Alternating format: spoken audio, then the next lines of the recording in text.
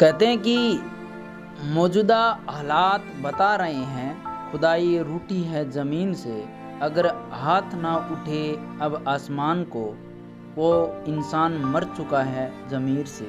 इन्हीं लाइनों के साथ आज एक ऐसे बच्चे की कहानी आपके सामने रखना चाहूँगा जो हालात से लड़कर कामयाब होता है।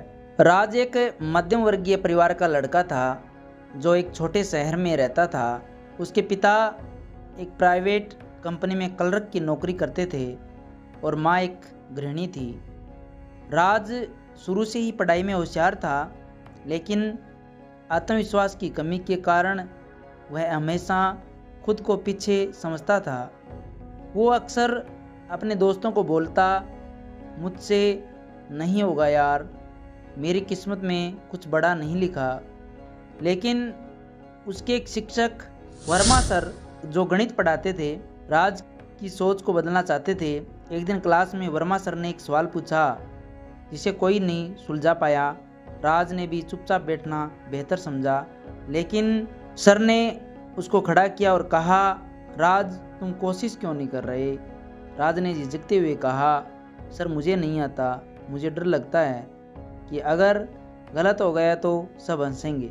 वर्मा सर मुस्कुराए और बोले, गलती करने से डरना सबसे बड़ी गलती है, कोशिश करना ही तुम्हारी जीत है। उनकी बात राज के दिल में उतर गई। उसी दिन से राज ने डरना छोड़ दिया और हर चीज़ में भाग लेना शुरू कर दिया। क्लास डिस्कशन से लेकर प्रतियोगिताओं तक धीरे धीरे राज की छवि क्लास के होशियार और मेहनती लड़के की बनने लगी। वह पढ़ाई के साथ साथ भाषण, निबंध और वाद विवाद प्रतियोगिताओं में भी अव्वल आने लगा। 10वीं की बोर्ड परीक्षा आई। राज ने पूरी लगन से पढ़ाई की। परीक्षा के बाद उसके घर में बहुत तनाव था, क्योंकि उसके पिता की नौकरी चली गई थी। अब घर का खर्च चलाना मुश्किल हो गया था।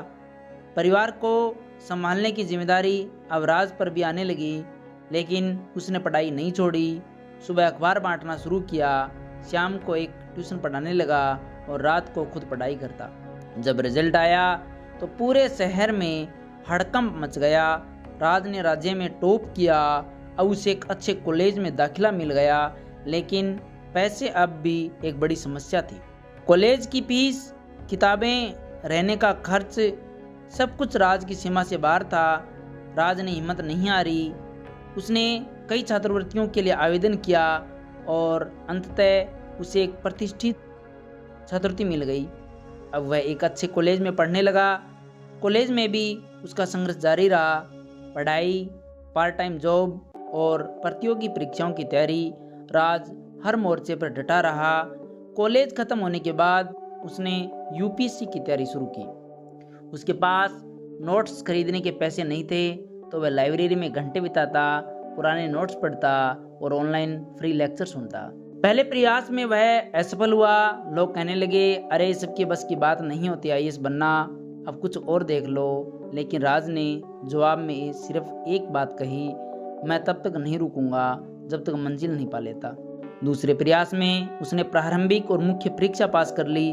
अब इंटरव्यू बाकी था। इंटरव्यू में उससे एक सवाल पूछा गया, तुम्हारे हिसाब से असली हीरो कौन होता है? राज ने बिना हिचके कहा, जो हालत से लड़कर खड़ा होता है, अपने डर से जीतता है और कभी हार नहीं मानता, वही असली हीरो होता है। और मेरे लिए मेरे पापा असली हीरो हैं, जिन्होंने अपनी नौकरी खोने के बाद भी मुझे पढ़ाया और कभी हार नहीं मानी। उसके जवाब ने सभी का दिल जीत लिया। जब रिजल्ट आया तो राज का चयन भारतीय प्रशासनिक सेवा यानी आईएएस में हो गया। आज राज एक जिले का कलेक्टर है। वह सरकारी स्कूलों में जाकर बच्चों को पढ़ाई के लिए प्रेरित करता है।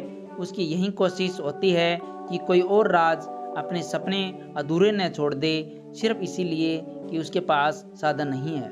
एक दिन उसके पुराने स्कूल में एक छोटा बच्चा उसे देखकर बोला, सर मैं भी आपकी जैसा बनना चाहता हूँ। राज झुककर बोला, बिल्कुल बन सकते हो, बस खुद पर भरोसा रखना और कभी हार मत मानना। तो राज अपने हालात से लड़कर कामयाब होता है। तो इसी कहानी से हमें एक सीख मिलती है कि जीवन में हालात कैसे भी हों, अगर आपके अंदर हिम्मत है, जज्बा है, खुद पर विश्वास है, तो कोई भी मंजिल नामुमकिन नहीं है।